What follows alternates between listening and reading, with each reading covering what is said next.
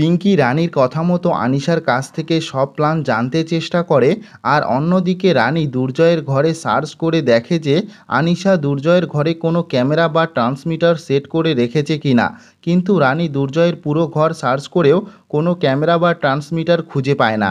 আর তখনই দুর্জয় ঘরে চলে আসে আর রানীকে বলে, তুমি আমার ঘরে কি করছো? তোমাকে না বলছি আমার ঘরে আসবে না। আর অন্যদিকে রানী আর দুর্জয়ের সব কথা শুনতে পায় আনিশা। আর পিঙ্কির ঘর থেকে এসে রানীকে বলে, তুমি কেন গেছো ওই ঘরে? ওই ঘরটা শুধু আমার আর দুর্জয়ের। ওখানে আমাদের অনেক পার্সোনাল জিনিস থাকে। আমাদের পারমিশন ছাড়া তুমি ওই ঘরে যাবে না। আর যদি কোনো দিনও যেতে দেখি তাহলে আমার থেকে খারাপ কিন্তু কেউ হবে না। আর তারপরই রানী বুঝতে পারে যে আনিশা শুধু দুর্জয়ের কথা আর তার পাশের জনের কথা শুনতে পায়।